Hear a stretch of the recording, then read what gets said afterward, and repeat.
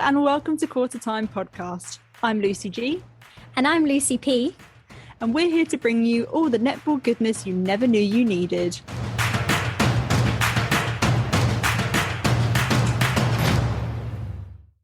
Hello, everybody, and welcome to this super special episode of Qtr Time podcast. Luce, you're back. Hello, Luce, for one night and one night only. Quite literally night, although it's the early morning now. How are you doing? I am good. I'm slightly mind blown from all the netball action that's happened this week and all the announcements and stuff. It's crazy, isn't it? Yeah, it is. Yeah, it's pretty wild. But we've got a lot to get through today in our conversation with Claire Nelson, none other, and also quite a few discussion points that we'll be bringing up at the end as well. I think there's just so much to talk about on this issue. Yeah, so much that we could probably do sort of 3 or 4 podcasts worth of episodes on this, really. Yeah. Several essays, maybe a dissertation, few books. Thesis. Yeah. Well, of course, today's episode is about the biggest news in UK netball right now, which is the launch of NSL 2.0, entering our professionalisation era.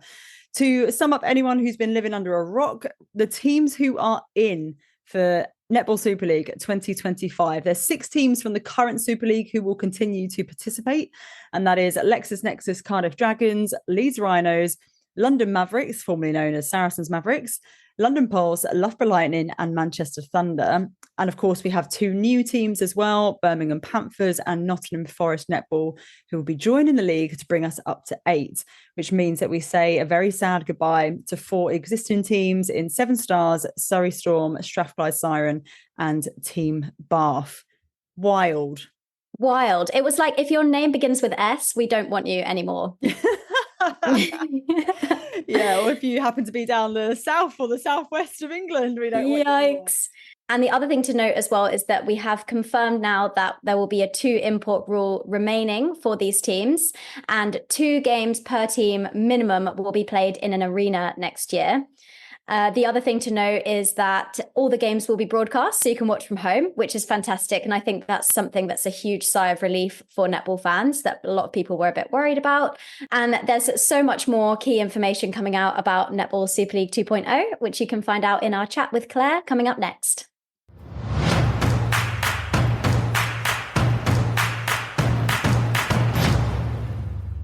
I'm thrilled to be joined by none other than the Managing Director of the Netball Super League, Claire Nelson. Claire, the woman of the moment. Your face is everywhere I look on social media. How are you doing? Oh no, that's not a good thing. I'm doing good. I'm trying to process things, actually. You know, this isn't just 9 months of a tender. This is years of planning and years of, you know, kind of having an idea and then starting some consultation, doing an independent review. I've sat as a club rep on the board. I've tried to prepare my own club for professionalisation. I've sat on the professionalisation advisory group. And then almost 1 year to the day, the 1st of June last year, I started and went straight into, let's make this happen. The time is now.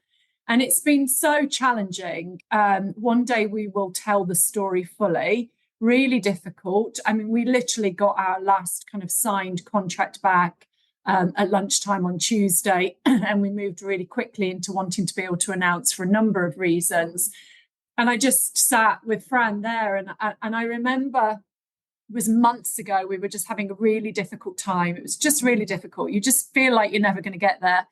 And I went and put a post-it note on her car. We were both leaving, and I said something like, you know, stay strong, we've got this.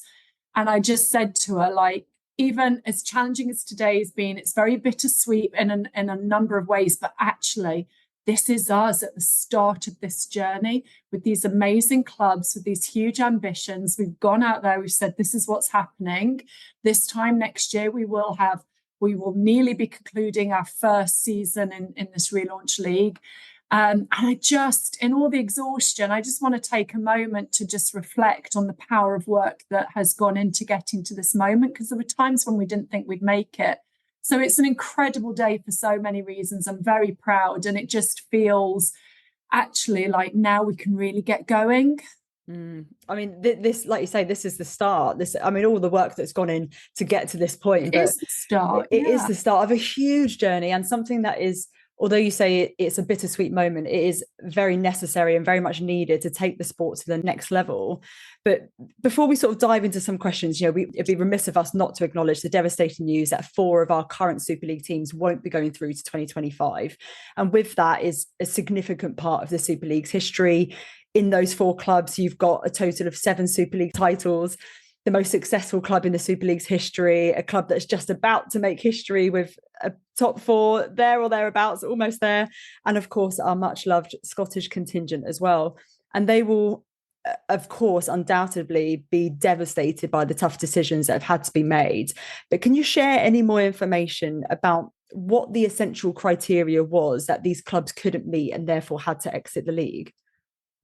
Yeah, everyone wants to know this today. How we made these decisions. And look, it's taken 9 months for a reason. And it's taken years of consultation and planning to set some standards in place that are insight driven, that are going to enable us to move the sport into this new era. And when we talk about that, it's not just about things being shiny and new. It's actually having a business model that unlocks the commercial power of our sport. So we talk about a 10-year plan. That's in different phases. Those phases are absolutely aligned to what our commercial phases are. So when do we go back out to the market for our broadcast deals? When do we go back out to the market with our sponsorship deal?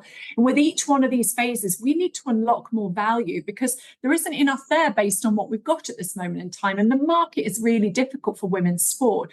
I mean, do not underestimate how challenging it is. Don't think, oh, well, look at women's sport. Everyone's talking about it, women's football. We're all sitting going, this is still hard. It's still not translating quickly enough to the scale of investment levels that we need. Now it's a much better place. And we've got lots of successful, successes that we've talked about today, even with new investors coming into our sport. But we have to unlock commercial value in order to reinvest back into the sport. That's how we drive professionalisation. Now, to unlock that commercial value, it means that we need fans, okay? Bums on seats. And our insight is showing us that whilst we have this massive sport of people that want to play it, and we know why they want to play, because it's their hobby, it's their passion, it's their fitness, it's their friends, it's their pastime, they're not necessarily fans. And they're not necessarily fans who are going to pay 20 quid every single week just for themselves to show up and watch netball, particularly not when there's maybe 18, 20, sometimes 30 goal blowouts. It's in a sports hall. So everything we've done is we've got to create a product that drives the fans. So for us from the outset, and we've been really, really clear that this was about moving to bigger venues, because again, even with everything, our big venues, our arena matches always sell. Thunder this weekend have got nearly 4,000 tickets sold at their AO. It was the same with Leeds Rhinos at First Direct. Mavs got their biggest ever crowd to Wembley this year, moving there. I think there were 2,500, just short of 3,000 there. But also the on-court drives that. So look at the Pulse Thunder game hosted at the Copper Box, where they had over 3,000 people there.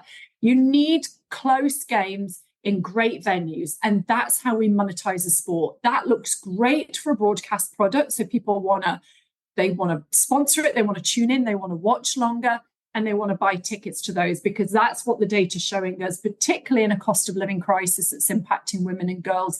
They want value for money, and that's what we offer. So these have to be our criteria. Now, to take that step into bigger venues, into improving the matchday product, into creating a full-time digital proposition that engages with new fans and leverages who we are and our USP as a women's sport, in order to have the staffing and the infrastructure, and then to be able to pay the players and to run the program that delivers all that, that takes investment, that takes advancements. So we set expected operating standard. We deliberately changed the language from minimum to expected, because we recognize that with the existing 10 clubs that we've got and opening up to new models, that they would be different models. But these are the standards, and the non-negotiables were about moving into the arenas and being able to have the infrastructure and the investment levels to come on this journey with us. We talk about transformational yet sustainable. So all these beautiful big things we want to do, we're going to do them in small chunks and increase them year on year and move through unlocking this commercial cycle to reinvest. So that was our criteria. And if we don't have that, despite how passionate people are, how hardworking they are, what's been and gone before, if we cannot deliver that, then we have no professionalization. We stay the same, and staying the same is going backwards, because we know, we listen to the broadcasters. They are only investing in us right now because of what 2.0 plans represent and because of what the Roses are delivering. You know, fans are showing up to the big games and the close games. So we have to make decisions that give us the foundations to build on. And I've said this a few times today, like, our superpower is also our greatest challenge. As a women's sport, I wish I had someone writing the massive checks for us behind, but we're masters of our own destiny. And we've got bloody good business and plans to work together to deliver this. But there ain't no central revenues, like big checks being written. There's no massive broadcast deal. There's no 10 million sponsorship deal. So we all know that money is important. Now, this doesn't mean we're chasing the dollar and we don't care. And I can talk through all the modeling that we've done around our players and our performance system and all the insight that we've taken. This is about working smarter to strengthen and enhance the entire ecosystem for our sport, so that there are more opportunities for people to enjoy, be a fan of, but also to develop and thrive and flourish and volunteer. And all these things will come from us getting this bit right. So decisions we went through a really robust process with an independent panel. We have panel members from external sports, panel members who were exceptionally experienced in this, who had been part of selecting host cities and being part of selecting the clubs for the 100. And they knew that we had to stick to process. And this came down to marking and us being able to evidence that we believe these clubs can deliver this infrastructure for the future, because that's the most important thing. So with that, we have obviously seen today that there are clubs who are unable to meet those standards. And it's devastating. They all agree that this is the right thing for the sport. Some of it is just outside of their control. You know, we don't have arenas. We don't have the money. We don't have investment. This isn't right for us. This doesn't reflect who we are as a business. And we think it's right and proper for the sport to succeed, flourish and thrive, for others to be able to step in, and we'll find our place within that. So I get that there's hurt, and we are working to find ways to make sure that pathways can still continue, to ensure that the sport strengthens. But we know what we're doing here. And if you kind of look across the experts across our sport, from performance to the MPA, we're all saying the same thing. This is all insight driven. And in order for us to give ourselves the best shot at really realizing our collective ambitions on and off the court, we had to select the 8 clubs that we did, and we're confident that they will do the job that we need them to do, which is to underpin our ambitions and take us on this journey over the next 10 years and beyond. Yeah, I mean, from all the noise that we've had on social, I say all the noise, all the chatter that we've had and all the engagement we've had on social media, the one thing that I think everyone is in agreement with is that this is the right step forward. No matter who was the club that was going to be exiting from the league, it was going to be a tough pill to swallow, no matter who it was, but everyone is in agreement that it's necessary for the sport. But with all of those considerations in place, the one thing that I think objectively you could say that there is a bit of a hole is the geographical spread. So that southwest and south of the England and the far north and Scotland, of course, your beloved Scotland, there is huge sort of holes there now in terms of a representation of a Super League side. So how much of a consideration was that geographical spread with all the other things you have to consider? Yes, sir. And this is why it kept coming up, because you've got emotion, you've got geography, you're trying to think fairly, but ultimately we had to come down to process, and we have to think about that critical infrastructure that meets those standards, and that we needed consistency across clubs to be able to deliver those standards with those new models. But you will see from all the communication that's come out today that we have said that, particularly in the Southwest, that we are doing everything we can, and we knew this going into it, that we needed to protect that pathway. Now, it is likely that arenas could come in Bristol within the next few years. So we will stay closely working with and exploring what those options are. And people are like, does that mean we go to 9 or you kit? I don't know. We've got to have, with the 8 that we've got, let's get the product and the model right. And this should fuel growth and it should strengthen what we're doing. But if arenas are able to come and we can get the right commercial model, the right partnerships behind them, and we've got a thriving pathway and a demand from a fan base to show up and be part of that, then why wouldn't we explore bringing something to the Southwest? But the reality is right now is that they couldn't deliver against a number of those standards. And that's difficult for us to say. So what we're not saying is that, we're saying we can't give you a Super League franchise right now because you don't meet that. But by God, we're going to work really, really hard. And that work has already started to keep that pathway going and to ensure that those talented players still have an opportunity to compete within that. I guess for Scotland, it's slightly different. They're a governing body. So, they have their own pathways. They have pathway leads and, they have a performance system within that. And a power of work has been done by Karen Atkinson and Tamsin Greenway in there. I know they're appointing a new head coach shortly. So they have a pathway and they have a big thriving membership. And as a governing body, their absolute focus is on participation, diversity and inclusion and making sure that they've got girls playing netball. But what the Super League represents is an opportunity for the best players in the UK to take to court in better teams and better standard of competition. That does not exclude Scotland or Scottish players. So whilst there may not be a club there, and this is honestly heartbreaking for me because I built that club and I have plans to take it into full professionalisation. And my sister sits on the bench. And I think, honestly, there's some of the best people in the league. Like, we raised the standards, but I get how hard it is to run a professional team. But those best players will still, I'm sure, be signed and get those opportunities. And then what sits underneath that, they will develop and explore. And they have a strong international program, huge young talent in there. So this isn't a switching off of things. It's about things looking differently, but we have to make really difficult decisions. And I don't know if you saw Tamsin's post today. She really talked about this. Like, if we want to make the best league in the world, then we've got to consolidate and we need to improve the quality of the product at the top. And then we need to strengthen underneath. So this new feeder competition that will come in, that extra layer of elite, is going to be absolutely game changing for us in terms of really enabling talent, future talent, returning talent, to play in enhanced competition, but to get that opportunity to step up, to prepare our future athletes domestically and internationally. And I think that is where we're going to be pretty quickly global leaders in the development of this really strong integrated system that we're developing.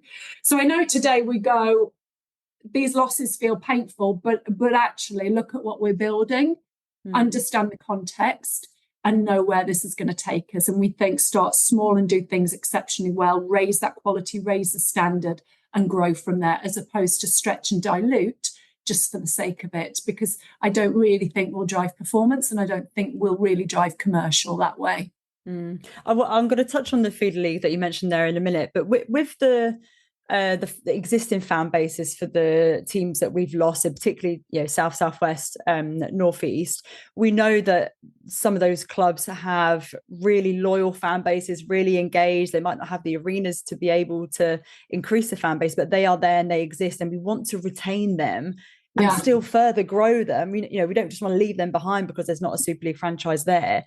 So how will the Super League or England Netball look to not just retain, but further grow the fan bases in those areas where they don't have a Super League team anymore? Well, this is all about growth. And, this kind of the league that will underpin the Super League will be a great opportunity. I've always talked about what we should be looking at is like American sports, where you've got this varsity collegiate system, and they're still filling, you could still get 2,000 people in a university watching high quality development or youth competition that is feeding into the best of the best. This is about innovation, co-creation, and doing things differently. that is actually going to strengthen what we're doing. The best players that you have all supported, you might not have your team colours and you might not have your team brand, but the players that you supported will find a place in this league. And as true netball fans, we're going to create more accessibility, more visibility, a better product on and off the court, and more ways for you to engage and feel connected to netball in the Super League.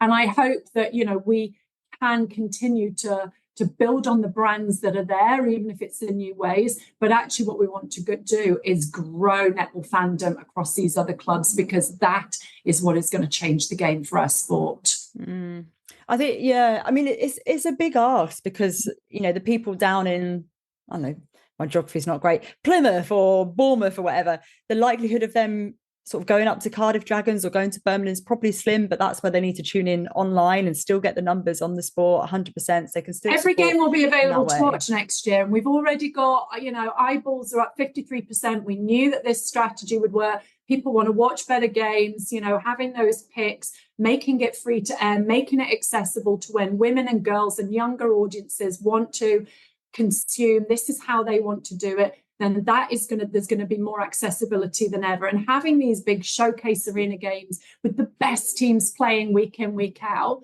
that's absolutely going to be something that's worth traveling to. And we saw that with Scotland, actually. You would get buses coming down from the north of Scotland and traveling 4, 5, 6, 7 hours, sometimes getting ferries over to come to these big games with their clubs and their schools. So I get that we can't cater for everyone yet, and that was never going to be the case. Like, we are not big enough as a fan sport to put a club in every single city. We can't do 2 leagues and 2 tiers. We can't have 20 clubs yet.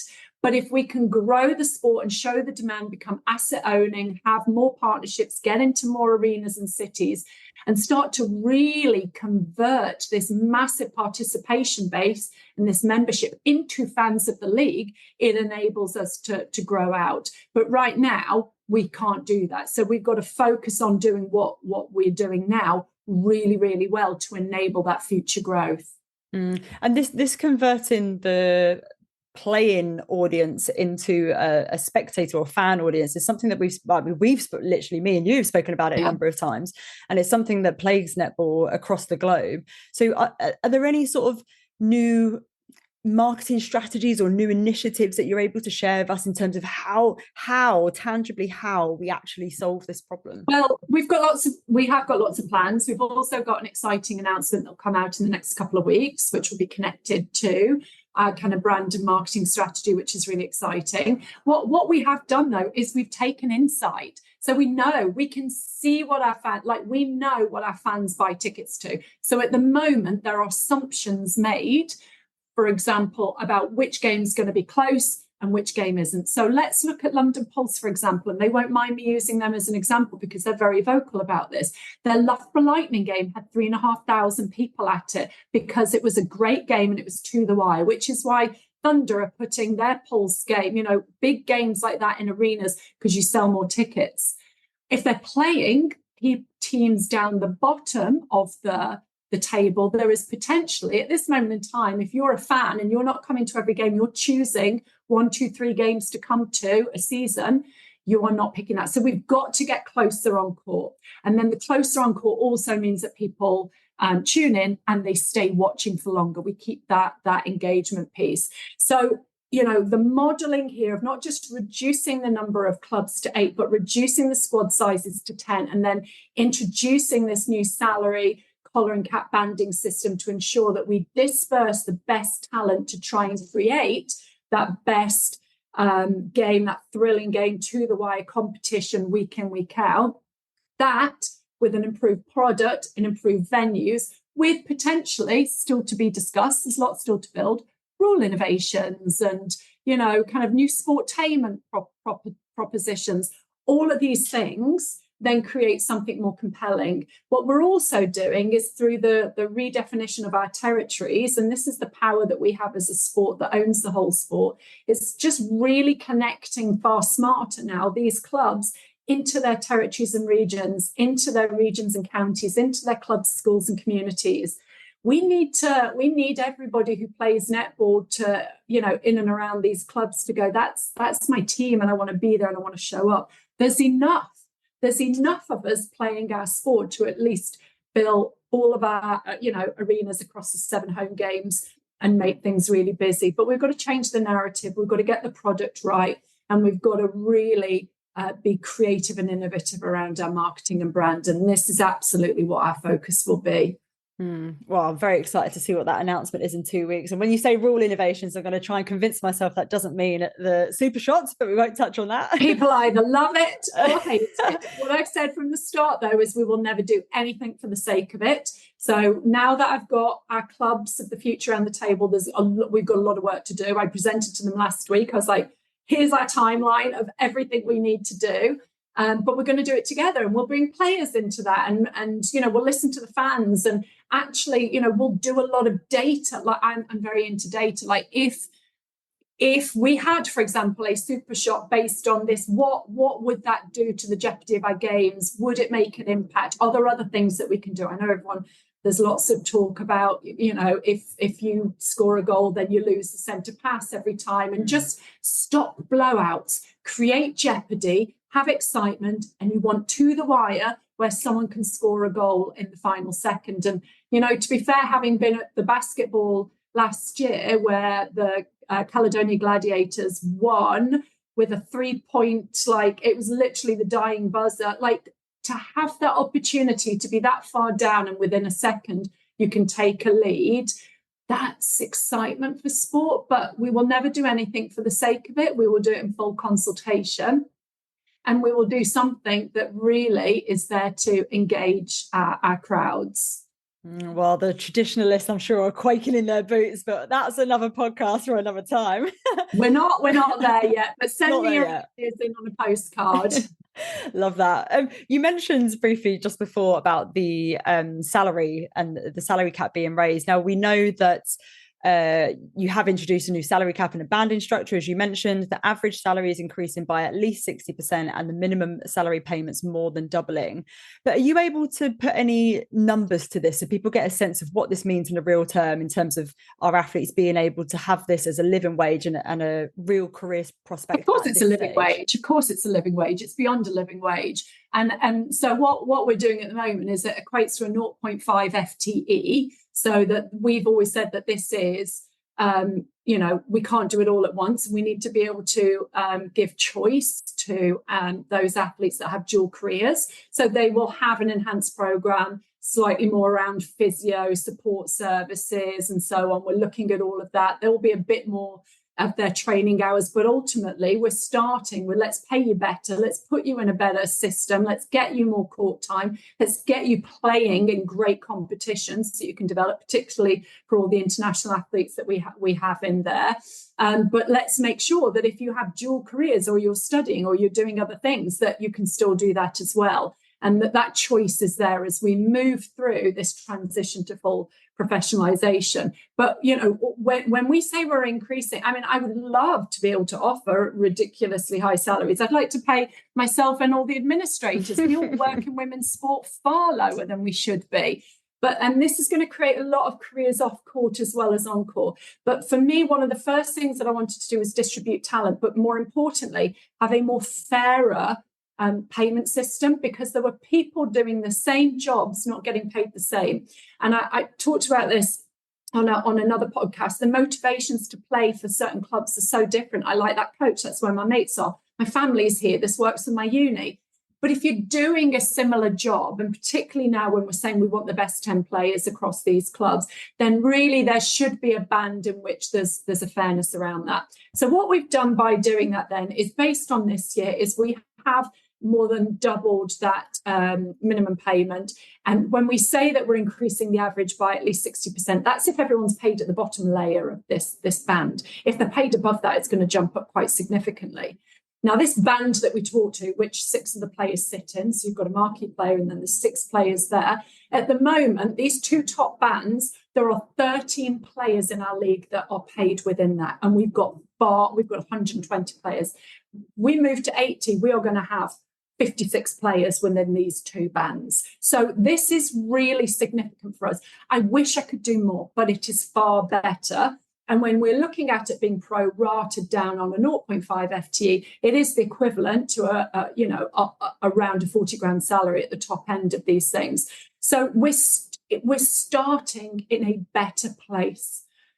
And we will then work to raise the revenues within our sport to reinvest back in. And that will go into people, infrastructure, venues, product, and players. And that's why getting the fan piece right, getting the product that unlocks the fan bit right is really, really important. But, this piece of work that we've done around the salaries, it has been months and months of insight. Like, we've looked at every player we have now. We've gone through all of our international athletes. We've looked at who sits on the bench and how much court time, players 11, 12, 13 are getting. We look at what they're all played. The NPA are incredible at bringing in insight from other leagues and benchmarking us, and we know what's happening, not just overseas, but also in other professional sports here. The NPA have sat and done in-depth interviews with players and gone, what do you need to be able to move to being full-time? What does this look like? And then we've looked at the club models. How do we pay players better, but without increasing those financial demands on clubs? Because, we're asking them to invest more, but this needs to be sustainable and healthy. So all of this for me is giving us a foundation to start from that pays players better, that is healthier for clubs, gives us a really good starting point, and gives us a place to build on to drive that on-court product, which will unlock, hopefully, the commercial strength of the sport moving forward. Yeah, it's really interesting around the salary stuff, because in season 2, I think it was, we did an episode with the Netball Players Association and Shireen van der Merwe. We did look at a little bit of the finances in terms of what players were getting paid, and some of the figures were just made you want to cry into your cereal. It was so some are up here and some are down here. That's the thing. It's the disparity piece for me, which is why I wanted to raise and create something a little bit more even for everybody, more transparent for everybody, which I think is great. And it's one step towards making it more of a realistic career choice for young girls coming through to go, I want to be professional. And it means for me that we've got this transparent structure.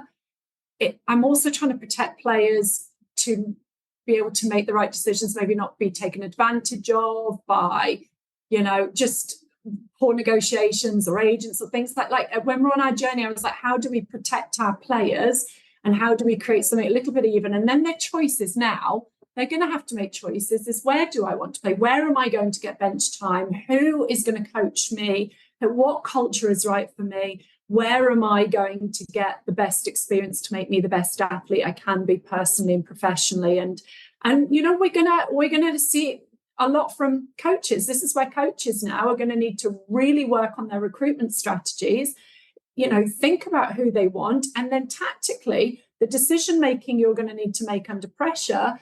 This is a coach's challenge as well, but that is how we make this incredible competition, and this is how we start to build and fuel our talent pool. And a couple of practical questions around the squad sizes. So we know that they're going down to 10. So we know that we're going from a 12-player squad, a 15-player squad, obviously 12 on match day, but 15 in the whole squad for this year, down to 80. So it's a 46% decrease in terms of players, but it's necessary. So are there going to be any training partners for Super League in 2025? So we're going to have, this league that underpins the Super League, that is where you can take your replacement players from. And of course, if they are selected to step up, if there's injury or something, then you would take them from your league underneath, which I think is amazing, because this is a real opportunity for people to shine. It's almost like every single week you're on trial. You've got this bigger talent pool to be able to pick from, and if you do get picked and play, then of course then you're remunerated for that as well. So this for us is really creating a better, more competitive system, and not having sometimes our training partners or our even like 11, 12, 13, they sit on the bench, they go to training and they don't compete. They're not playing anywhere. We need athletes playing in the best competition. And this is also a place for coaches and umpires and officials to develop as well. So I'm not close enough to all the detail. We have had a working group working on it this week. I mean, we've got everyone from Jess Thurl be on it, and, you know, Sam Bird, Vic Burgess, Tamsin Greenway, Karen Atkinson, like all our greatest heads are on it, the NPA, and everyone's now going through the details of how does this work? What does this look like? Because everyone's got a lot of detailed conversations. But we knew that we wanted to come out and say that, look, if we're doing this at the top and it feels a bit smaller and stronger, it's only going to work if it's supported by something really powerful and exciting. And that's what we wanted to come out with. But we're still working through some of those finer details around it. And so if I understand it correctly, it's still, so the 8 clubs that are in the Super League, it's still those 8 clubs who are going to be competing in the feeder league to be named, whatever it's going to be called. Yes. It's those same 8 clubs. Okay. And so they'll be able to pull up from there should they have a major injury and need, okay, great, fab. Yeah. So with the Super League then, so we've got 10 contracted players. There's no training partners per se, but they can pull up from the league below. There's still the cap of 2 imports per team. Yeah. Question that a lot of people might be asking, and this is in comparison to Suncourt Super Netball, unlimited imports, no doubt the best league in the world. A lot of people, particularly in Australia, would argue that if the Super League wants to rival that and to become itself the best league in the world, one of the only ways of doing that is by having unlimited imports. Mm-hmm. So do you think, what's the ambition of the Super League? Tamsin Greenway likes this one. I know she does this argument all the time. And do you know what? Maybe it's right. But we're data driven. So we have mapped out who we think our best domestic athletes are, UK athletes. If we look at putting 2 imports in there, we're still creating space for our top athletes to be able to compete across these 8 teams. But where we start may not be where we finish. And this is what me and Tamsin were talking about it on the journey into the Sky Studios this morning. We're like, let's just try it. Like, we've done so much work. We've got so much insight. Let's try it and see if it works, because we can always go bigger. We can always change the rules. But at the moment, what we think is going to work for us, for our league, for our clubs, for our domestic athletes, for Roses, for national athletes across the UK, we think this is the best model, and that's where we're going to start. And if we get to the point where we want to do unlimited, or we want to change the rules, or grow the squad sizes, or do something different, that's within our gift. But this is where we're starting for 25.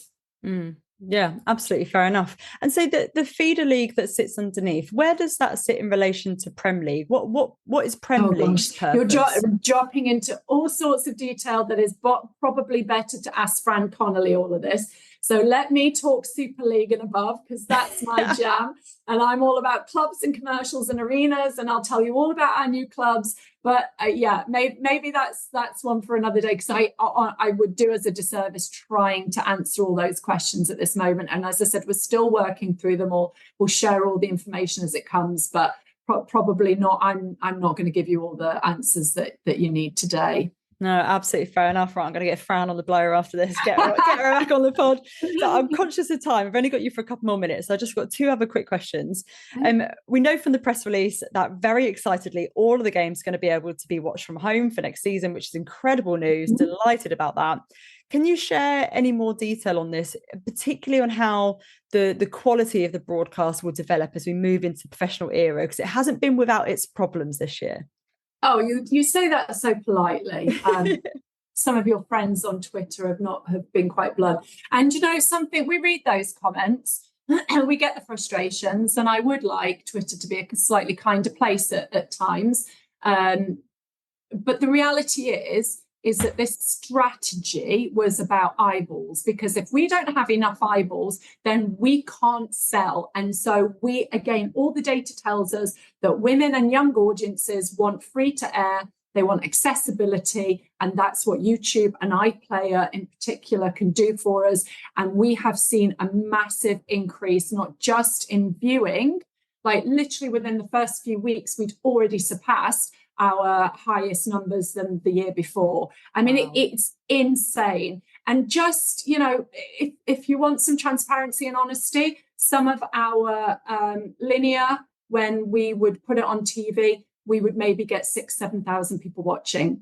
It doesn't even register. Okay. So the reality is that putting something behind a paywall at a specific time on a Monday or a Friday, because we are not top peggings amongst other sports. I know we want to be and we fight for us, but we are not. That's reality. Then it limits, one, how clubs can sell tickets because they are limited to that time, and who can watch. So by doing this, we've hit like over 40,000 views on our Sky, bringing iPlayers had new audiences. We're up 53%. And we've got this incredible 72% female viewing, which is like, it's like a diamond, because no other sport can say that. Tennis is the next behind us, and they're at 53%. So these are the things, if we want to sit, when everyone goes, where are our sponsors? Why don't we get more from Sky? Well, we need data to back that up. So by getting these eyeballs on us, we're starting to go, here we go. And by the way, pushing it on YouTube and free to air across the industry has been seen as absolutely pioneering, because this is what everyone sits on stage and says, and netball's doing it. Now, I appreciate that the quality hasn't been where it needs to be at times, and so does Sky, okay? And they're working really, really hard, and we will continue to work next year to get that coverage. And that's part of what NSL 2.0 looks like, better venues that even themselves have better infrastructure. I mean, you see, we've had to change a game this weekend. That is not our fault. There is a venue that literally cannot deliver what is needed to host a broadcast game.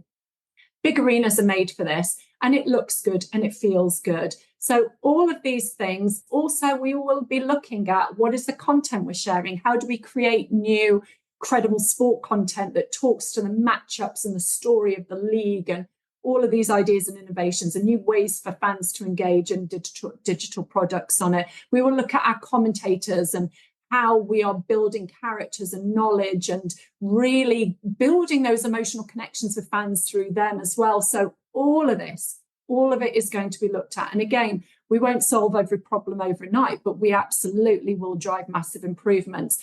But what we need to do is keep clicking on, because I tell you something, we can all say everything we want, but if we are not showing up and we don't look like we're good to work with as a partner, no one's investing in us. Look at what's happening overseas. You know, ANZ's broadcast deal has been halved, and they're having to have conversations with their players about salary cuts. Look across women's sport here in the UK. We're the only ones at the moment that are like sitting behind football that have actually been able to command a fee around our sport. And that is because we've got a 17-year-long partner who has bought into what we're going to do.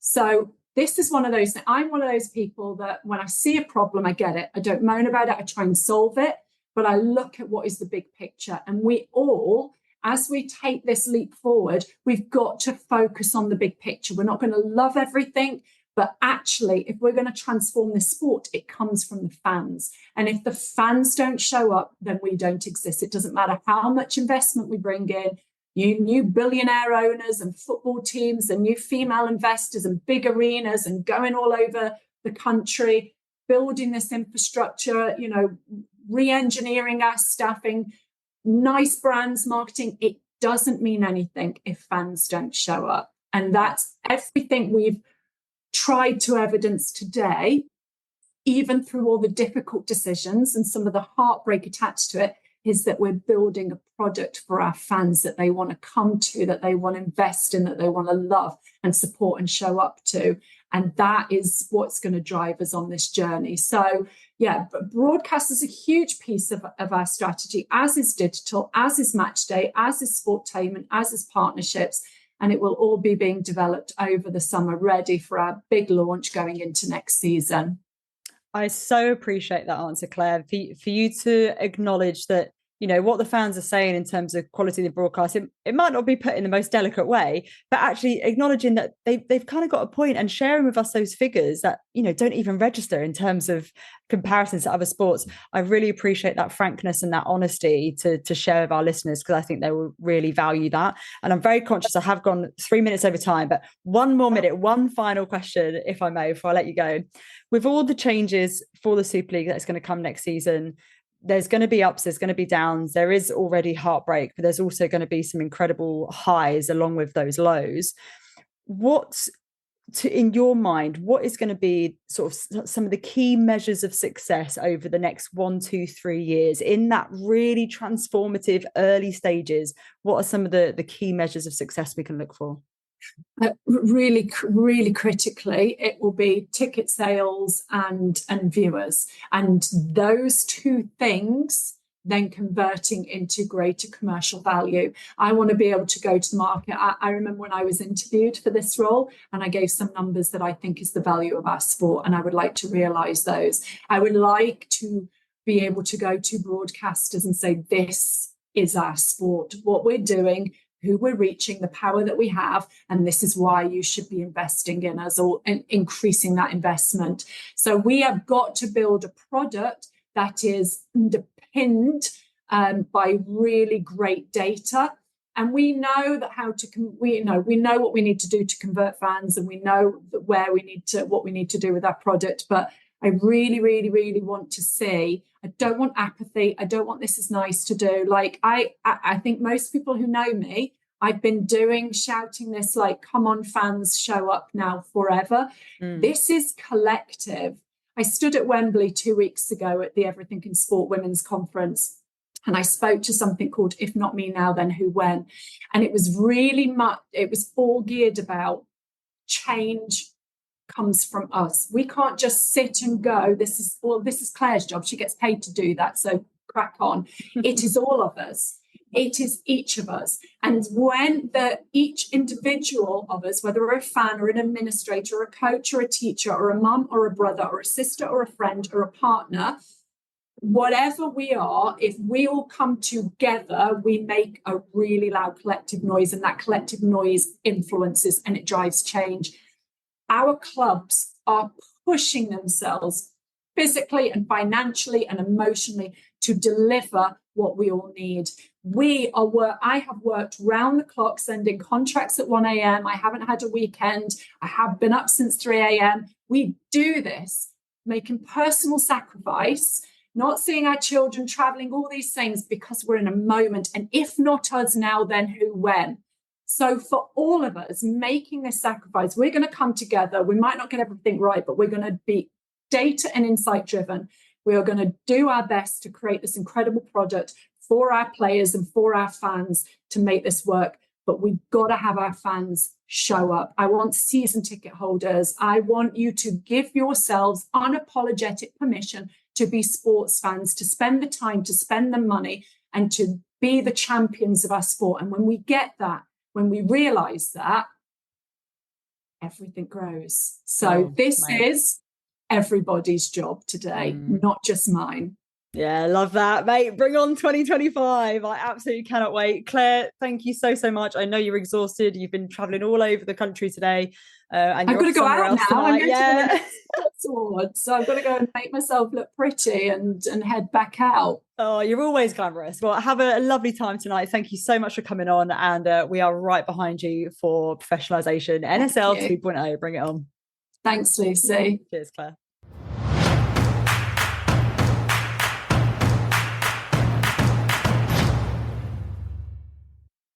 Well, Luce, what did you make of that?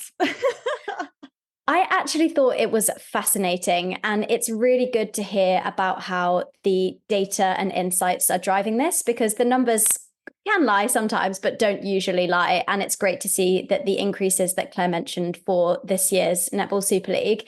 I think it's important to remember, like Claire was saying, about this big picture, and that this isn't going to be an overnight story, and that actually this is going to be something that takes time, that fans need to probably get behind, even if they have some reservations about how it will actually work, and just trust in the decision making, which is a hard thing to do. And as netball fans, we have opinions. We have teams that we love, that we followed from the beginning, that we've now lost, which is really sad. But there is a greater thing at work here. I almost like, in Harry Potter, like the greater good, like that's what we need to kind of be thinking about in the long term for the sport. And I'm pretty excited about where it could go. Yes, there's questions, and yes, there's holes in the geography, which I think is a bit tricky.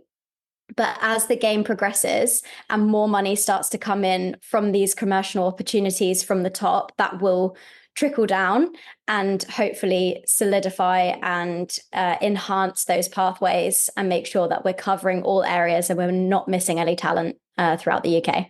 Yeah, I mean the geography thing is really difficult because I think you're now incredibly congested in the Midlands. And I think when you think about the two new teams who enter in that space of Loughborough Lightning already there, in terms of them building their own fan base, I think that actually becomes quite tricky because there's only a finite number of people there. And from that number, there's only a finite number of people who are already interested in netball. And those are the bums that you want to get on the seat. So they're kind of fighting for the same competition. So I think that's going to be potentially quite difficult for them to build their own fan base in, the early days. But the big thing for me, there's all this talk about, we need to get bums on seats, which we absolutely do.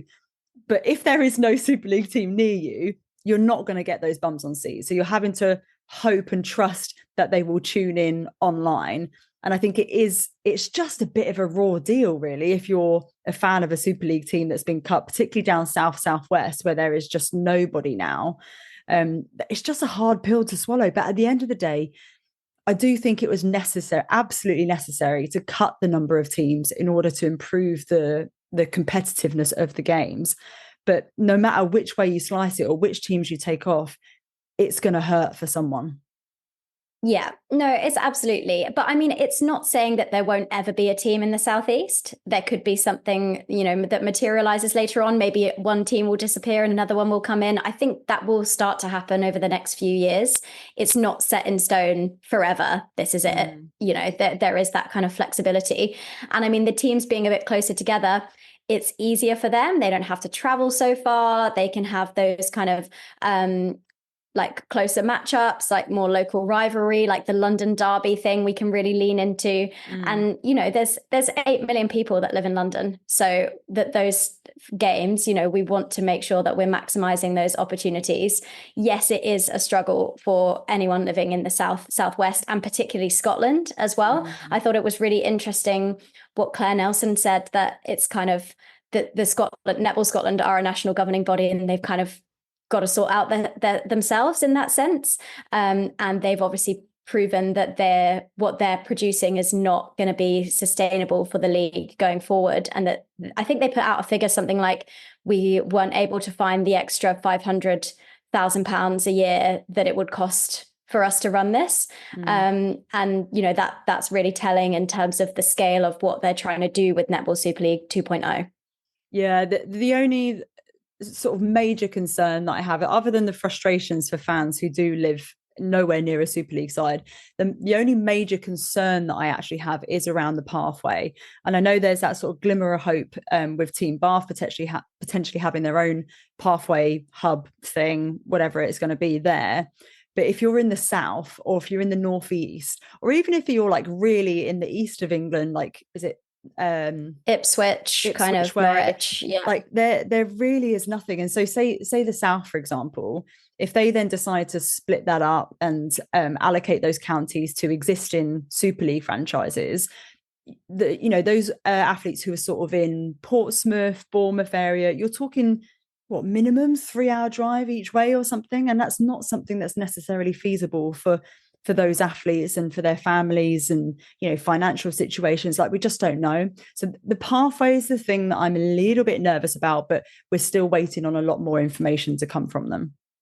Yeah, I mean, I think it will be the case that, so for example, at the moment, obviously Northeast participate in the NPL, but they don't have a Super League franchise. And so there will still be opportunities for competition.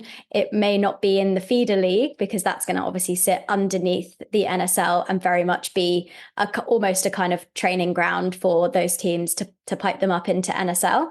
But there'll still be all the other layers of netball underneath that, all the Prem sides, all of those existing competitions with counties and regional and everything. So I don't think it's going to be the end of the world immediately. Oh, it's definitely not the end of the world. And like Claire was saying, it's a necessary change that had to be done. But I think the adjustment period that is going to take, that initial 2, 3, 4, maybe even 5 years, my fear is that there's going to be a kind of generation of girls in that 2 to 5 year block who are potentially going to suffer as a result of the restructuring. But if I know anything, it's that the coaches and stuff involved in the current pathways will fight tooth and nail and will provide all the opportunity that they possibly can. So they will do everything they can to make sure these girls aren't left behind.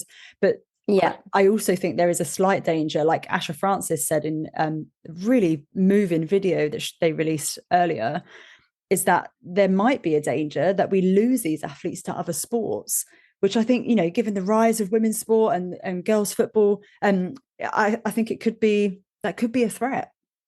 It's true, but I think that threat has existed now for a while and will continue to exist. And actually, if we get the Super League to a point where it's professional and those players, they can see the end goal of being a professional netballer, we're more likely to retain them. But we're going to lose athletes to other sports. That's just the nature of what's going to happen.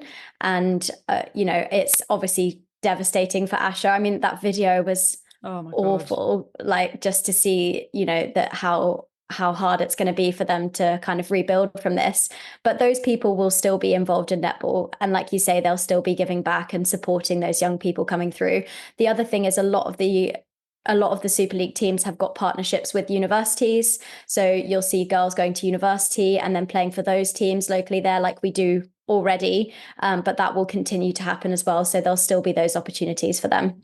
Yeah, I certainly hope so, because it would be devastating to lose however many girls to other sports, be it football or anything else. But there's a few other interesting things which we didn't necessarily get time to dig into with Claire. But the one thing I think we do need to touch on is one of our new franchises. So Nottingham Forest, a Premier League football club getting involved in netball. What do you make of that?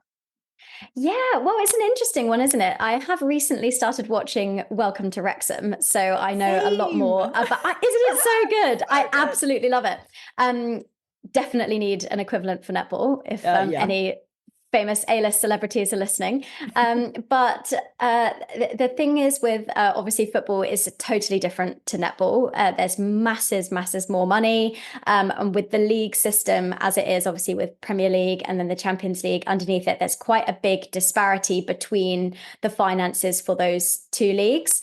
And Nottingham Forest were actually recently brought up against financial fair play charges by the Premier League as part of their profit and sustainability rules. And while, okay, I will admit, I have watched Welcome to Wrexham, but I don't know a lot about football. But as I understand it, there was a pretty serious risk of them being relegated, which would in turn have meant a huge drop in income if that had happened. And obviously now with the netball team, that's going to be competing with their women's football team in terms of resources at the club. So could that spell potential for a bit of a Colin with Magpies situation in the future? We hope not, of course. And I'm sure that the due diligence has been done to make sure that that isn't a likely scenario. But it's difficult when clubs aren't, when the netball part of the club isn't totally in charge of their own destiny and they're reliant on other elements of the club to go well for them to succeed. Yeah, I agree. I mean, there is obviously an element of risk with that, and given how serious the risk of relegation was, it does get a bit dicey, because if you do get relegated, you lose loads of money, your income's dropped. What's going to be the first thing to go in a cost-cutting measure? It's not going to be football. So there is that. But I have to say, I love the fact that football are getting involved, given how much money the sport has. Obviously, we've seen a lot of partnerships with rugby clubs and stuff before, some more successful than others. But I think it's great that Nottingham Forest are looking to branch out and be like a multi-sport provider. I think the ambition and the vision is really, really cool. Absolutely love that. And just really excited to see where it goes. Yeah, I totally 100%. And I think the other thing to think about is, with the increased investment, is putting games on in arenas is always really exciting, to have a big game with lots of people, great atmosphere, etc. But you sort of have to have that full kind of package to make it all work. I mean, you were obviously at Wembley for the headliner. How was that whole game? And, do you see that that's like the future for where netball needs to go? Well, you know what? I think this is actually a fascinating discussion because, yes, I was very, very fortunate to be one of the hosts for that game. Absolutely loved it. Experience of a lifetime, iconic arena. But what I would say is that with any arena game, and I'm not just talking specifically the Mavs Thunder game at Wembley, if you are going to do an arena game, in my opinion, you need to do the whole hog. It needs to be the full experience, like you get at a season opener, grand final, international. You got the lights, you got the pyros, you got the music, you got the entertainment. And if you're missing one or more of those elements, it dramatically changes the experience as a fan. And so then I would question, is it worth the expense of doing an arena game? Bearing in mind, these would probably cost like what, 50k plus or something to put them on. Like, it's wild expenditure. Is it worth doing it if you're not giving them the full arena experience? And would that money on arena games be spent better elsewhere in these early stages until we can increase the profitability of the league? I don't know. It's an interesting one. Yeah, and I wonder if we're back here at our chicken and egg thing as well, Luce, of like, yes, we could pay the players more money and make the product better and then do it that way. But actually, do we need to make the bigger arenas for people to come and then we can pay the players better and do, that kind of way of looking at it. And it is really tough because, no one wants to be in an empty arena where there's not a great atmosphere and that all of those sorts of things, but I back these teams to put on a show. I think they will. I think I liked what Claire said about the games will sell, especially if they're tight games. And I think if you're starting with the product, which I think they are, that will then kind of things will come off of that. And it's not going to be overnight that they say, oh, suddenly now we've got all the bells and whistles, we've got this, that, and the other. It will be a gradual process. And you look at how things have changed and evolved over the years. Like if you look at SSN the first year compared to now, it looks so different. And so we'll obviously go on that journey as well. Yeah, I agree with you. But then when you look at, what they said about next year, 50% of games will be in arenas. I did find that a little bit deceptive because it gave the impression that it was 50% of games across the board, when actually, when you look at it, so Nottingham Forest are going to have all of their games at Motorpoint Arena, I think it is. Yeah.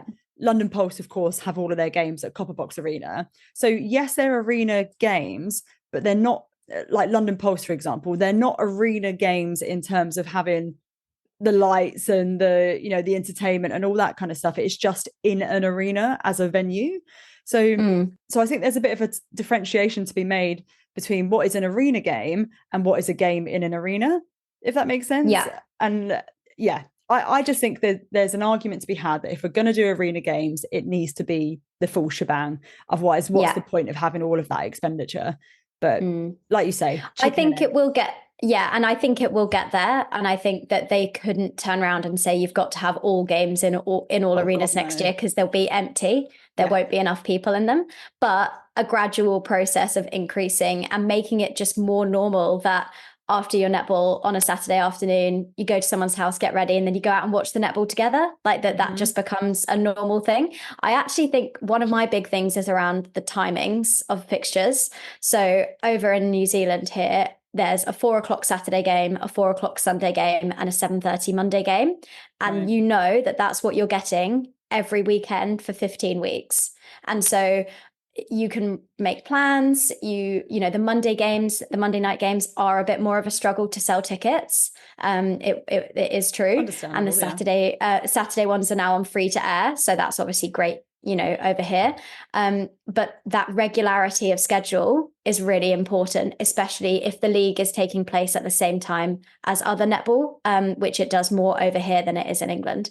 But I really think that consistency is something that we'll struggle with. But if we can lock that in, and also having 4 games a weekend instead of 5 will be better for fans to be able to follow and keep more of a close eye on everything. Yeah, I mean, it's much easier to absorb SSN, I think, with their 4 games a week. Yes, the times may change slightly, but you near enough know exactly when they're happening. And we've seen with the Super League, they've tried a number of different things. They tried Monday Night Netball, which was not as probably good as they thought it might be. They've tried Friday night netball. We've had that Friday night TV show thing prior. Yeah. We've had Saturday games, Sunday games. It is very unpredictable. So it would be great if we could look for maybe the first 2-3 years even to have a set structure so people know what to expect. They know they get a level of consistency, and it's a reliable product that people know exactly when and how to tune into. Yeah. The other thing that I want to dig into a little bit more is around the squad sizes. So we know, obviously, squads of 10, technically no training partners, but they can pull up from the unnamed feeder league that sits below. But having just 10 players, I think if we've learned anything from SSN, they've had to create new rules in order to bring in that 11th player and provide more depth and more options on the bench. I actually think there's a player welfare question to be asked here about having 10 players in a squad, given that the games are going to be closer, they're going to be more competitive, there's going to be more loading, conditioning, physio stuff. With that in mind, would you not want to keep squad sizes of 12 and still go down to 8 teams? Because losing 2 teams will still give you a more competitive competition, no? Yeah, so over here they've got 10 in the squad, but they also can name up to 12 for the match day. So often you'll have the training partners or Comets players named in the team, and to spread out that load. Now, Stars, as an example, they've used 15 players this year because of various injuries, concussions, all sorts of things. And so there's a very real chance that more than those 10 will need to be included. I think it's important that what Claire clarified is that if a player is playing up from the feeder league, they will be paid. So that's good. Obviously, they can't rely on that income because it's not going to be fixed, but they will get remunerated for that contribution, which is really important. And I suppose as well, if you think about, we've got 20 Roses currently playing in the UK, 10 future Roses contracted at the moment to NSL teams. If you imagine all the teams take their 2 imports, that's 16 imports from outside of the UK, that leaves 34 spaces available for non-Roses athletes to play in the NSL. Oof, that is not a lot of places. When you we've gone from 150 athletes, if you include training partners, that's not a lot of places.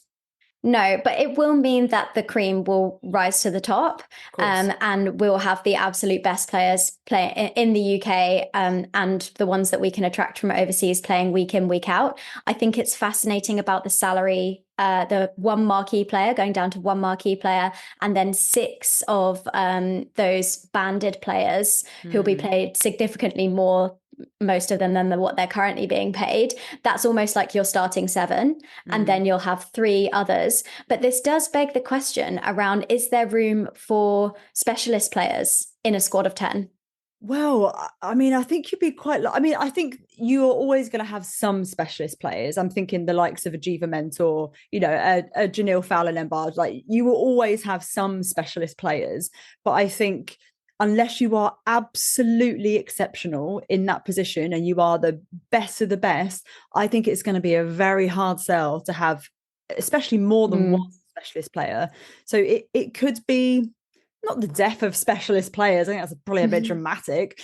But I do think we could potentially see players trying to increase their versatility by now trying to establish themselves as a fully fledged second position option.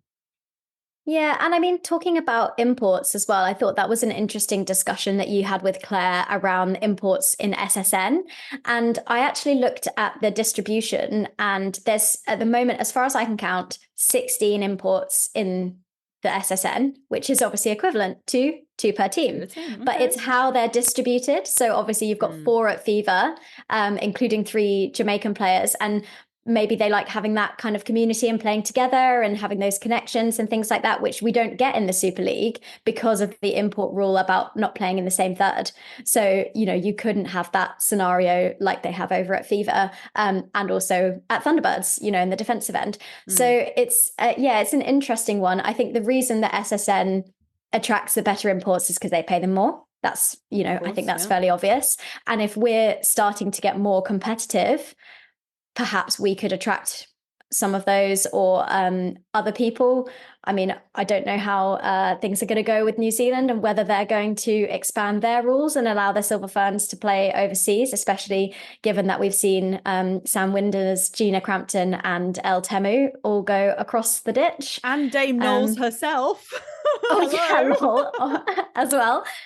So, you never know. Like I would love to see some of the up and coming Silver Ferns playing over in England, especially given the challenges that the ANZ Premiership have got next year in regards to their broadcast deal.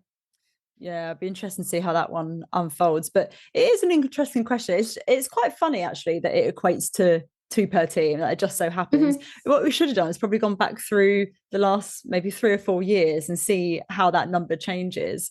Yeah, well, it would have been much bigger because we had a lot more England girls playing over there. Exactly. So, I mean, I think it is a very valid question. And for me, it comes down to what is the purpose of the Netball Super League? Do we want to be, like SSN, the best league in the world, full stop? Or is there an element of its purpose is to develop future Roses players? Because this is one of the questions that we asked Claire back in October for that episode is, can NSL and England Netball be aligned as sort of one umbrella organisation if their aims and their ambitions conflict with each other? Because you can't, in my opinion, be the best league in the world and have unlimited imports while at the same time still prioritising the development of the Roses and future Roses. So what is the Netball Super League's ambition? Yeah, I think it is that sweet spot. It's that more success for the Super League will mean better things for the Roses, and more things for the Roses will mean better things for the Super League. And there will be that kind of crossover. I think keeping the import rule is probably the right thing to do. Is probably the right thing to do. I agree. Yeah, to protect the opportunities for players to play domestically. I think, it will just, time will tell, I suppose, Luce, is all we can say about that. Yeah, because the major difference for me is around the infrastructure between Australia and England. Like, I don't think we've got the same. Well, we obviously don't have the same netball infrastructure that they have in Australia. You can go down the road and you see like 16 outdoor courts just left, right, and centre. And the depth that they have in Australia is different to the depth that we have here. So until we have, if ever, the same infrastructure as them in terms of grassroots, I think it's a sensible decision for us to have the 2 import rule. I think it does hit that sweet spot, in my opinion. Yeah, no, I totally agree. And I think that, obviously we always look at SSN as is the biggest league in the world. The players get paid the most over there. It's the biggest spectacle, I think. It attracts the biggest number of fans.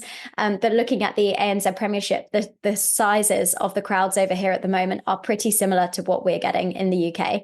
And so I think that England has an opportunity to potentially take some lessons from the 2 other major leagues in the world and use that information and that data to make our league in the UK what works for us. Because what works in New Zealand and what works in Australia and what works in England is going to be different because of the geography, because of the culture, because of the participation, because of the setups. Like over here, it's all based in netball centres. So the netball takes place at a centralised venue. That doesn't happen so much in the UK. You might have a few courts here, a few courts there, but it's not that kind of same setup. So it is very different. And I think it's important that we pave our own way. Interesting about the super shot discussion, Luce. I know that you were mate. That's not very happy with that. I specifically asked about it, and the impression that I get from the context of her answer is that it's not coming immediately, but don't be surprised if it comes soon. I think it will be that, or it will be something else. And do you know that rules have changed a lot in netball? So obviously, I don't know if you know, but Netball New Zealand had their centenary the other day. Yes, I told you about it. You were on court and you got an interception. I was briefly on the 9v9 game, yes, and I got an interception on national television. Proudest moment of my life. That life absolutely peaked. The rules of the game, how they were originally played, is hilarious. Like it's chaotic. There's no obstruction rule, so you can mark, but you have to be have your arms straight up in the air. Like you can't be like at foot, you have to be like straight up. So there's all these different things, and that's how the game has changed. And I think that evolution of the game, as long as it's for a purpose, could be the way to go for netball to make it different. Just because that's the way it's been for however many years now, that doesn't mean that's the right way for it to be forever. There's pros and cons, obviously, but also I think how the teams have adapted to the super shot in the SSN now, those shooters barely miss. Yeah. Like, you remember when it first came in, it was a mess. Yeah. It was a mess, and there was missed shots all over there. I don't have time to look at the data. If someone does, please let me know. But I think the accuracy of super shots has improved. I think the players have got smarter about when they do and don't take them. The defenders have got better about defending them. And the game has evolved over there, and it's changed. And so I think if we're looking for ways to innovate, it may be an option.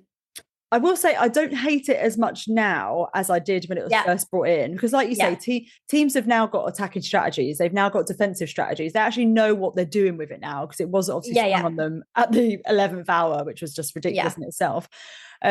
So I don't hate it as much as I do, but I firmly believe, and the traditionalists are going to love me right now, I firmly believe that the game itself in its purest current form is good enough to be able to draw in the fans and to build that big fan base and to be commercially viable if we are innovative enough and brave enough in how we market it and how we engage with the playing community, with the local non-playing community, how we build franchise brands and identity, and how we weave it into the fabric of the culture in the UK.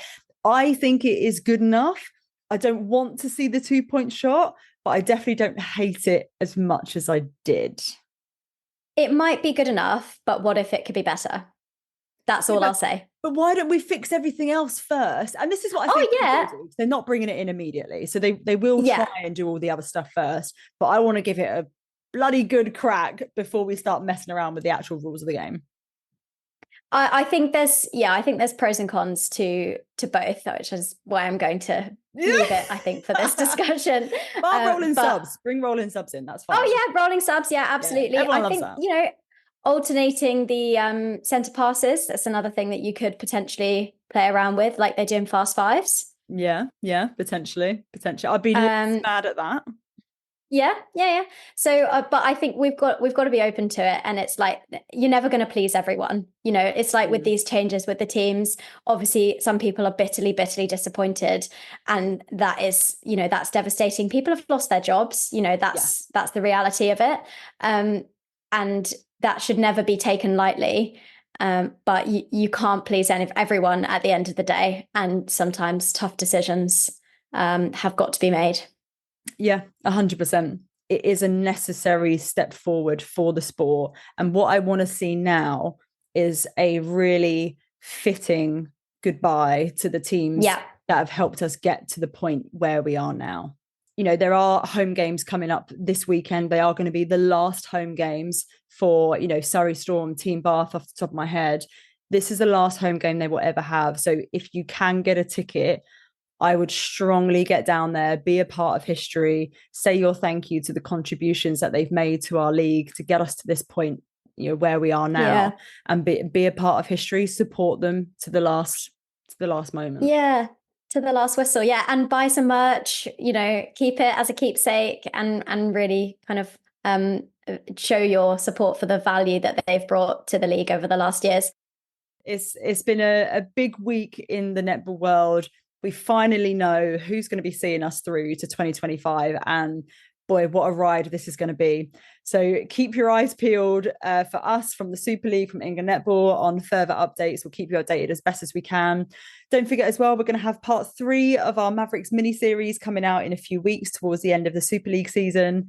And watch this space, I suppose.